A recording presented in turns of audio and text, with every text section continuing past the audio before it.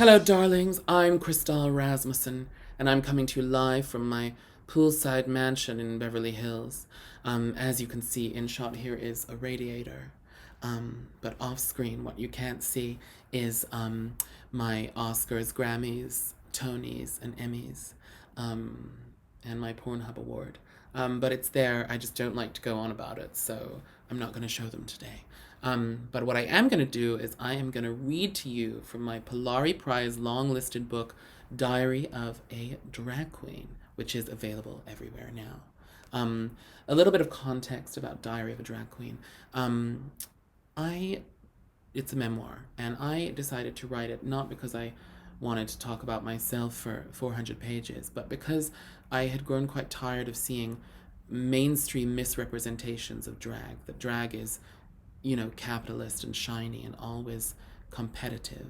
Drag I have found to be the most healing thing in my experience, and I wanted to write about that, and I wanted to write about the power of drag, the mundanity of drag, the boredom of drag, the pain of drag, the violence of drag, the joy of drag, the beauty of drag, the ugliness of drag.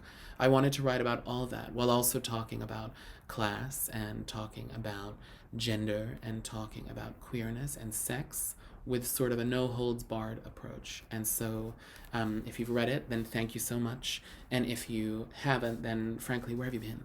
No, I'm kidding. If you do read it, then do let me know, and let me know if you liked it or if you hated it. We can all grow from critique.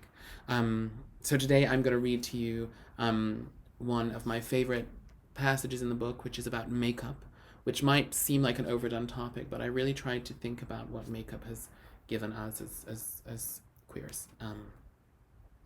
And so this is that passage. Thank you so much. I hope you like it. I'm going out tonight, so I spent the better part of the afternoon getting into a full face. Day to day, I've been wearing less face than usual, a lip stain here, a highlight there, probably because my boss enjoys taking a verbal jab whenever the makeup gets a little cakey, which it does. But it's the big one tonight before the scene shuts down for Christmas, so I wanted to do a full drag queen with a beard realness. I left myself 3.5 hours, and for the first time in my life, I'm ready early. So I'm sitting, staring at my makeup bag, messy, glitter-coated, jangled from 4 years traveling coast to coast, across the ocean, in and out of makeshift dressing rooms that are actually toilets, up and down stairs, in the boot of countless cars. I love my makeup bag. My makeup bag, the passport that contains a bunch of cremes, potions, polyfiller, and over-the-counter drugs that diminish the muscles of an overbearing gender binary, allowing me to wrestle it down, even if just for a night. These tools are the hardware that allows me to finally live out my childhood fantasies, everyone. They're also margin comments in a history book, connecting me to the radical queens, queers, butch dykes, and trans folk who fought for me to be able to paint my face the way I want to paint it and wear it out in the world. In my makeup bag are thousands of tricks for me to cover the scars of my teenage acne or the slice on my chin from a homophobic attack that never quite healed. I love the scars in some ways, but having the devices to cover them allows me to dictate their mark upon me.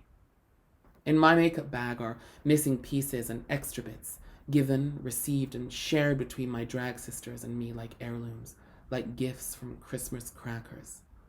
We are reminded of one another whenever we use them.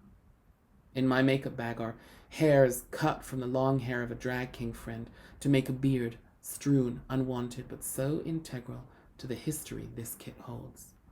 In my makeup bag is a kind of self-care that makes you totally healed, a complete person, even if just for a night. In my makeup bag is an ode to the women who gave me a femininity to explore, but not to parody. That's just bad, lazy drag. And while it's so easy to talk about colors, powders, primers, highlighters, yummy, favorite, with a kind of Zoella level of soullessness, makeup is, to me, to many of us, not an extravagant stockpile of excessive frippery, but something that unveils my glory as it veils my face. In a world where power is usually taken from us, makeup lets us draw our battle lines.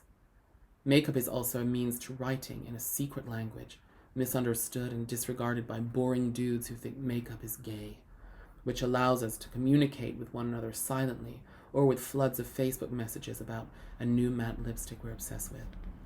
My makeup bag is a kit that allows me to create an illusion that is closer to the truth than the face I was born wearing.